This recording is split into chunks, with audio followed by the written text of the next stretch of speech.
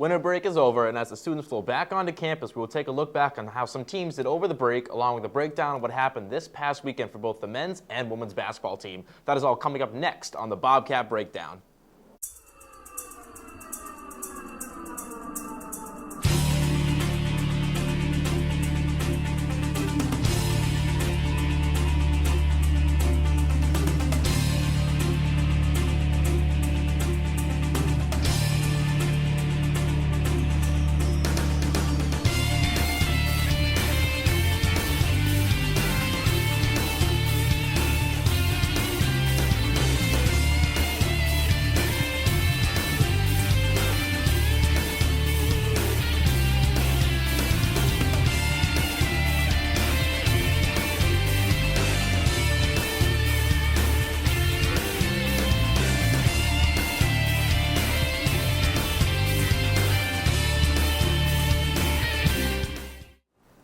How's it going, everyone? I'm your host, Fortier, and joining me on this episode are some of our best sports minds here at Quinnipiac, Jordan Katz and Nick Dench. Guys, how's it going? Not bad, Connor. How are you?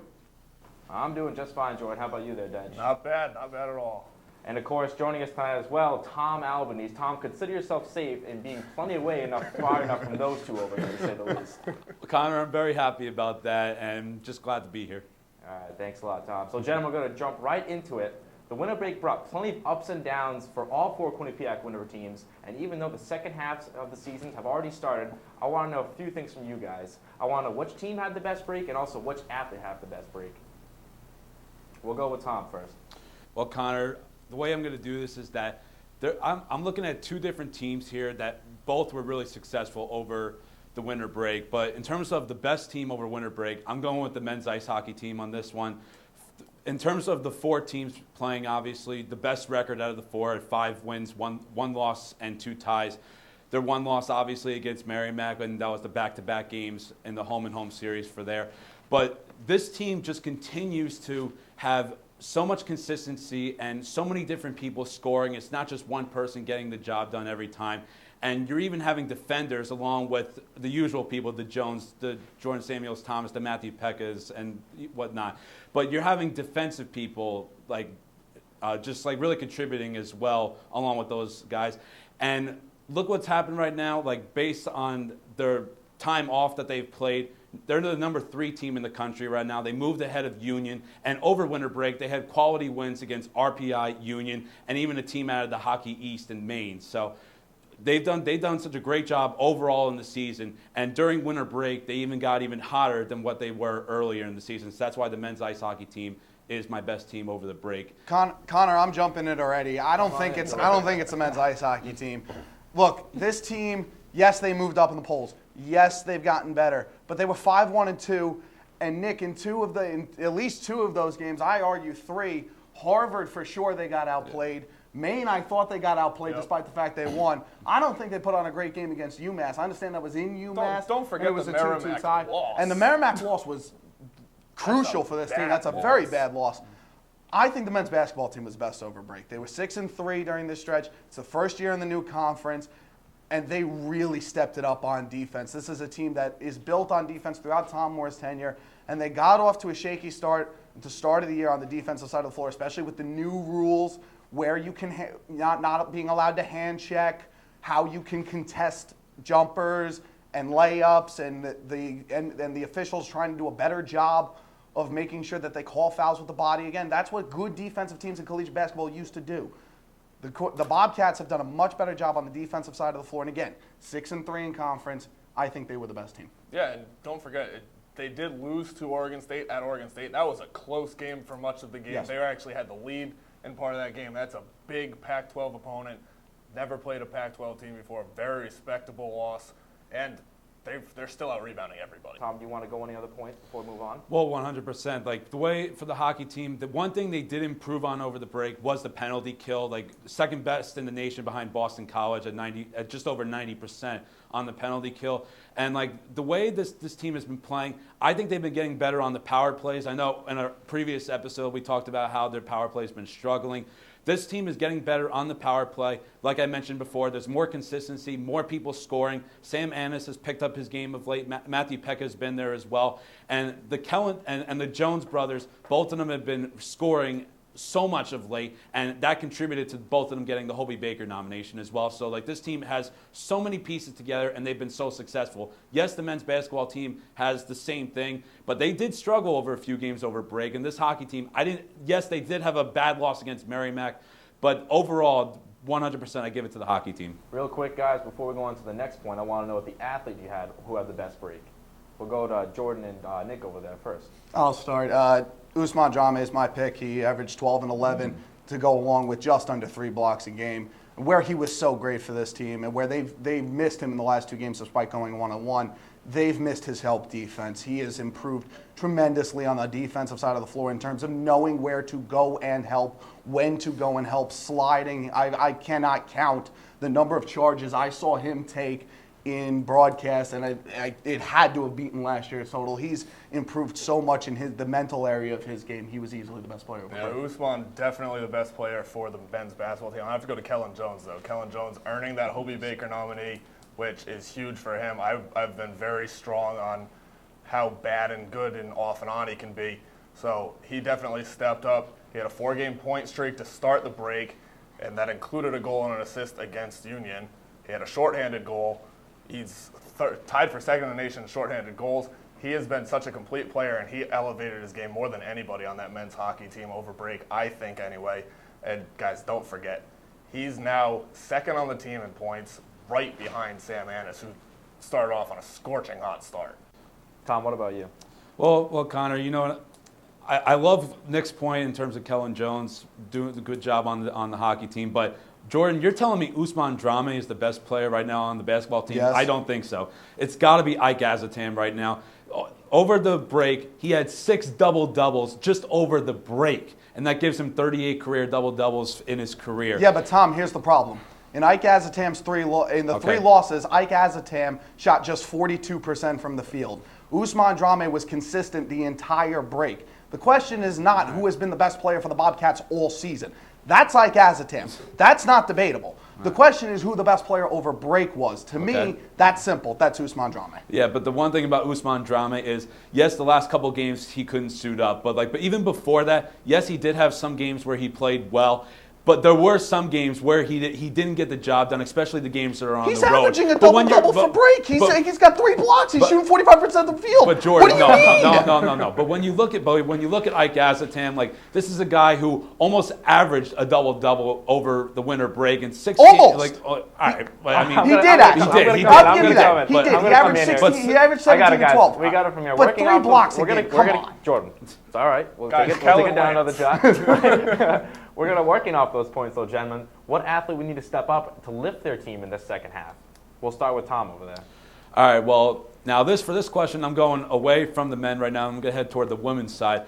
I'm going for the women's basketball team, and there are these 2 individual athletes that I'm looking at, and that's going to be Samantha Guastella and Boo Abshire. Yeah, now, right. these 2 players right now, they're both in the starting lineup every game.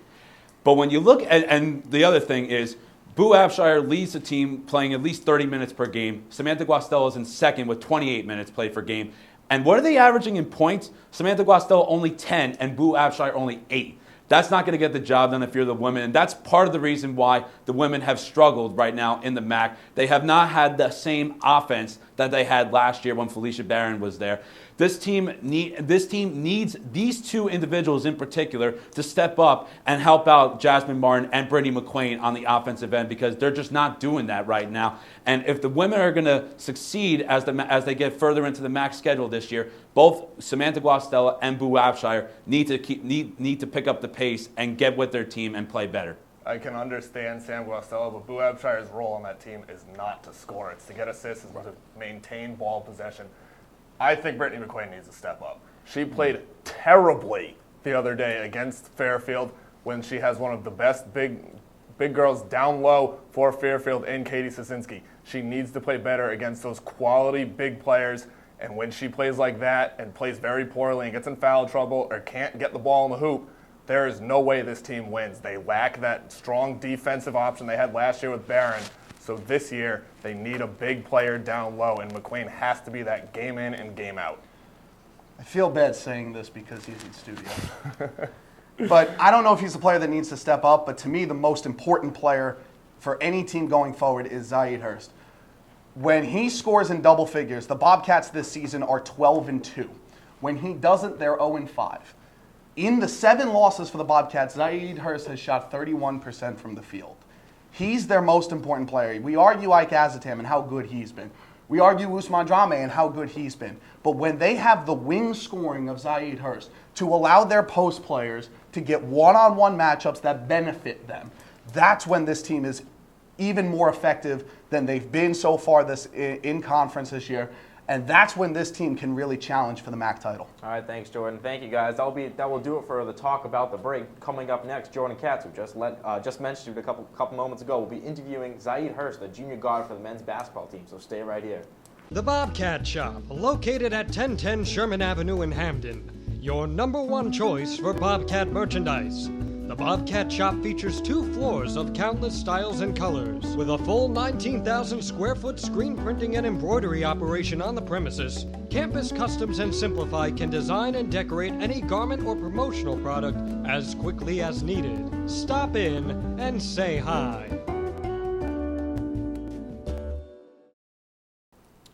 Welcome back. Tonight's interview is Zaid Hearst, the junior guard from the men's basketball team, and Jordan Katz is here to talk with him. Jordan? Thanks, Connor. I'm here with Zaid Hearst. And Z, let's start with this. Team's 12-7 this year, 7-3 in the MAAC, first year in the MAAC. And already this team is much improved from last year. Why? Basically, like we're a mature team this year. And, last year we lost a lot of close games on the road and at home, being down about like 5 points or 4 points towards like the end of the second half. And this year, like we learned like from that experience from 2 years ago. Like we know how to close out games. We closed out a Manhattan game the other night, in overtime. Pretty much last year we probably not saying we lost, but with since we're mature, we know how to close out games like that. Speaking of maturity, let's talk about the senior of the team, Ike Azatam. How important has he been to the development of this team? He's a beast. He leads us in rebounding. He leads, I think, one of the top 5 rebounders in the country. In rebounding. So, his maturity and his way to go about every game. He really pushes us. And like gets us those wins. So. You mentioned rebounding, and that's been something that has been preached all throughout Tom Moore's tenure here. Yet, the game against Iona, rebounding fell short, and that's not something that anyone in this school is used to seeing. Yeah. Now, there's a reason for that, and Usman Drame wasn't there, but how much of an onus have you guys put on yourselves to sort of pick that back up again? Was that a big a deal? Was that made as big of a deal as some of us may assume? Yeah, it was a big deal. Every game we go in, we don't want the streak to snap. We want to out rebound every team.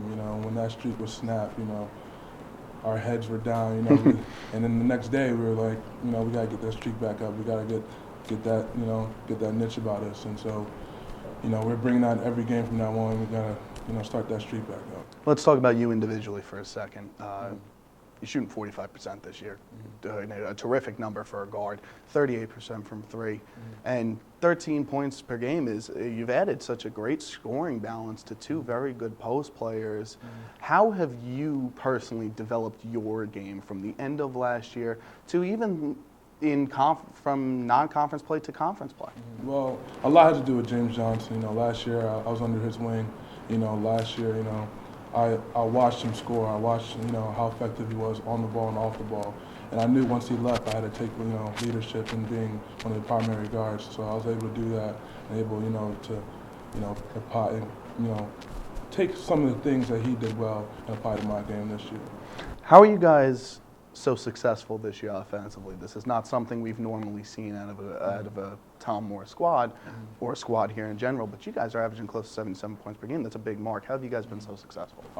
I think it's because of, Ike and Oos. Ike and Oos, those are 2, that's a double-headed horse right there. They're 2 beasts inside. So when they get going, like the guards get going. teams start double teaming down low, they kick it out to us. They know how to pass the ball, so we get our looks and we're able to score off that. All right, let's talk about the game on Thursday against Canisius. It's a very important game. You're most likely going to be on Billy Barron. You've guarded a lot of the quote-unquote scouts, right? What do you need to do defensively, and what does the team need to do as a whole to come away with a victory and wind up tied for first place in the MAAC? I think, a lot has to do with Hedges. Since he's a point guard, he's going to bring the ball up. He's going to get the ball. So once he comes off the screen, the help side has to be there. So me directing him to, Oos and Ike, be able to, affect the shot with their arms and stuff, that's a big key. So. How does this team take the success that they've had for the whole season, turn it into a top 4 seed, turn it into a MAAC championship berth, turn it into the MAAC title? Man, it all starts, our guard play, and it all starts with, Oos and Ike. When they get going, we can beat anybody. So, when Oregon State, one of them were going, and then we just, we didn't have the right, I'm not saying the right attack, but we didn't close out the game because, our guards weren't, ready. But once they're going, once them two are going, we can beat anybody. Zaid, thank you so much for joining us. When we come back, we're going to continue the basketball discussion here on Bobcat Breakdown.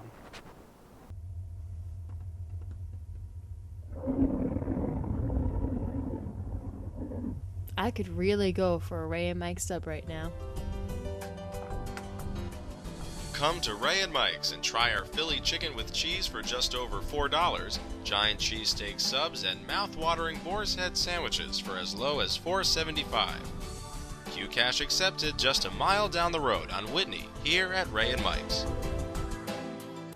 Welcome back to Bobcat Breakdown. Last week, the women's basketball team went 1-1 with a 54-44 win against Rider, but then lost to Fairfield by a score of 61-52. So, guys, what were your takeaways from both these games? We'll start with Jordan. Well, let's keep this short and sweet.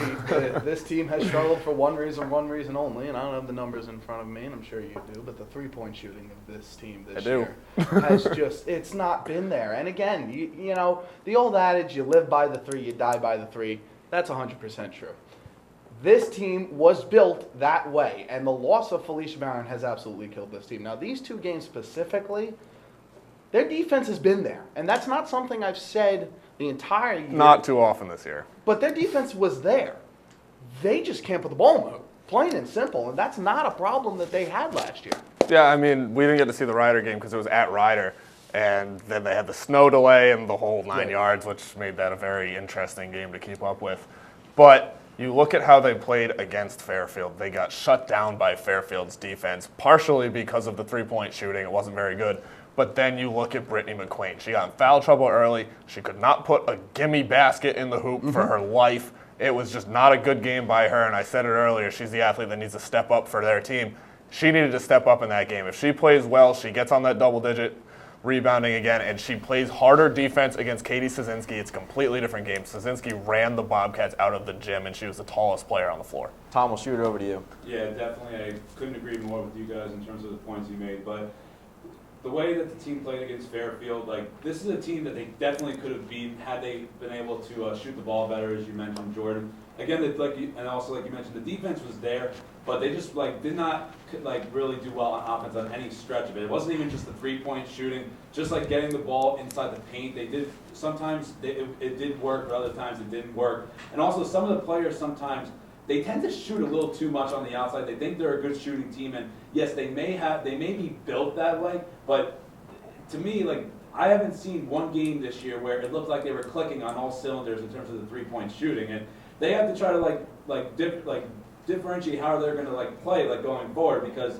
if they keep doing that, they're going to keep on struggling against the Fairfield. And they did beat Rider, but Rider's behind them in the standings right now, and they've got to focus on teams like Marist and Iona coming up with their matches as well. And just basically all around, they need to continue to play good defense, but the offense has got to start getting back there. Now, guys, even though they're 7-4 in conference play this year and they're not doing totally bad, why don't you think this team is living up to their expectations after coming off an NEC title last year, and they were projected to pick third in the MAAC So why don't you think they're exactly living up to those expectations so far this year? We'll kick it over to Nick and Jordan. They actually are living up to expectations. They are in third place right now, but I think they're I think to place, our but expectations, they're not where we thought they would be. I think that's where the A question lot is of going. people coming in here thinking, they can Yeah. challenge, a Maris, who is a powerhouse to the woman. And they did challenge Maris, but the Absolutely thing is, they're did. playing poorly against a Fairfield who's up there as well. They're very talented. They had Katie Sosinski, first team All MAAC, and Ali Obi Tabo, I think is the correct pronunciation, but she was second team All MAAC. So they have good players, but it's the defense. And losing Felicia Barron killed their identity a little bit. They're down 4 steals a game from last year, and that was all Felicia Barron. They still play pressure defense, but the fast break is suffering because of it, because they had that ability to basically get a steal at will or force a bad pass and get a turnover. Their defense isn't where it is, and as Jordan mentioned, their shooting's down. You have players like Sam Guastella and Ellen Cannon who are both down at least 10%. Ellen Cannon's down almost 20% from beyond the arc this year. Yeah, but at the same time, Nick, coming into this year, we were all pretty excited still about the trio of Brittany McQueen, Jasmine Martin, Boo Abshire. Like, that's still a good core of our team. The loss of one player shouldn't affect it as much as it's affecting them now. Yeah, but Connor, it does. And the reason why it does is because that's the way they run their offense. They run their offense as a dribble drive offense. So what they're trying to do is they're trying to overload one side of the court with 4 players. They will post up Brittany McQueen on one side and leave Jasmine Martin on the wing and leave Sam Guastel at the top and have Boo Abshire rotate the ball over, and they overload one side with 4 players, and then you can drive and kick, and you can set up an open 3-point shot. Well, when you don't have Felicia Barron to just take the ball at will and score, now it becomes a completely different game. I get your point about the defense, and you're absolutely right. The defense has been an issue. But when you're built on a dribble drive offense, you need individuals that can go to the basket and score, and you need to be able to shoot 3-pointers. This team can't do either right now. And look, it says something about this team, Tom, that we're complaining at 7-4 in their first year in the MAAC. That's the expectation we had. They're not there right now. No, they're not right now. And outside even of the way the 3-pointing was, like just like the way that they have not been able to click on the offensive end, you have players like Jasmine Martin and Brittany McQueen who may do well in one game, but then the next game they don't do well. Like they don't have the consistency to score on the offensive end, and that's another thing that this team is missing right now. Felicia Barron was that consistent shooter. Now she's gone, and this entire year, Trisha Fabry's been trying to find that player, but she just hasn't been able to find it. I don't know if she was the consistent shooter, but she definitely was an important piece. We're going to end it right there, guys, with the women's talk. But moving over to the men's side now. They also went 1-1 last week with a loss to Iona, but then followed up with a huge win against Manhattan on Sunday. What do you guys think of the men's play last week after coming into that week with a good MAAC record and now moving into this week against a game against Canisius? So we'll start over there with you, Tom. Well, opposite the women, the men have been just unbelievable of late. And yes, that loss to Iona was a hiccup. And yes, they did get out-rebounded. And Zaid mentioned it in his interview earlier. It was because Ousmane Drame was not there. Had he was he there, they would not have gotten out-rebounded by Iona. But in both games against Iona and both games against Manhattan, they've been just able to keep up the tempo and out rebound them. And just been able to keep up with their speed, their athleticism, and just been able to take out some of their big weapons in both of the games at home and on the road, and just by scoring. And one other thing I want to throw in there: these 3 names, Zaid Hearst, Igazatim, and Umar Shannon. These 3 scored double-digit points on all 4 games, both games against Iona and both games against Manhattan. Those 3 players primarily are the reason how they got the job done in winning 3 of the 4 games. And as long as their offense keeps going in the right direction, we could definitely see this team take out Canisius. I think you look at how the team has played this year compared to last year. You talked to Zaid about it a little bit, and he mentioned it. They close games out much better than they have in the past. Probably best since our freshman year. Tom wasn't here at the time. But you look at how this team's playing, they're hitting free throws. That is the big thing.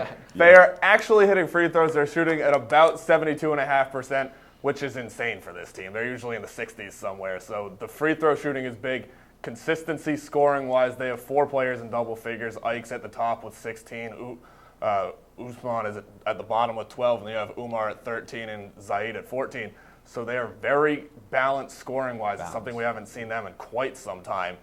And you just look at how they do against these teams. They're stepping up to the big games, and they're not playing down to their opponents with the exception of that St. Peter's game. This 1-1 stretch particularly was impressive because they don't have Ousmane Drame, which means that A.J. Sunbury has to come in and play big minutes, or James Ford Jr. has to come in and play big minutes. And this is not a team that has strong depth at forward. They have good guard depth, but they're not a deep team at forward. So that was a big loss. This split, to me, was the most impressive road series I've seen out of a men's basketball team in my time here. And the reason why is because when you talk about that second game and how well they were able to execute on offense, their base offense is a 3-around-2, which means 3 players around the perimeter and 2 players posting up, one on one block, one on the other block. And they get into that set a number of different ways, but that's their set. That's the set that they wind up with. When you talk about the fact that you can't run your natural set because one of your post players is not there and you can't stick a freshman in there and have him be a low post player, so now you've got to run a completely different offense for 2 games against the 2 best teams in the conference, that's hard to do. And, I think that's why they lost the Iona game, because Tom Moore actually started 4 guards. He started James Ford over A.J. Sunbury, and you saw in the Manhattan game, Sunbury started. I think it's just getting the big guys in and making sure that you have more than one presence down low. And Connor, give Tom credit because he changed that strategy completely in the second game. Went with A.J. Sunbury. It worked completely. I've said over and over again, this is the best coaching job I've seen Tom Moore have in my time here, and really since I started following Quinnipiac closely as a junior in high school. This has been his best coaching job. Mm-hmm. This team might just win the MAAC. Yeah, like you said there, Jordan. Definitely important that they won at least won 1-1 in those games because, like you said, the loss of Ousmane and staying along the same lines as the women's question. Just keeping it real short here, guys. Why do you think the guys' team is doing so much better than the women's team when not so much as far as the MAAC conference or like any type of record, but they were picked to finish 7th in the MAAC? Is it because of the guard domination in the league like the MAAC? Does it play well into their strengths? So we'll start over there with you, Jordan. Balanced scoring, the point you just mentioned, the fact that their post players can dominate, and the fact that Tom Moore has been able to play at his pace in almost every game. Despite the fact this is an up-tempo conference, he has been able to keep a defensive focus in every single game and make sure that his players are getting back in transition. Those 3 reasons are mine. And we talk about it a lot off camera, and we never say it on camera. Umar Shannon coming in and springing Zaid Hearst. Zaid Hearst does not have the numbers he has this year if Umar Shannon's not here, and I think that's a huge reason why this team is where they are.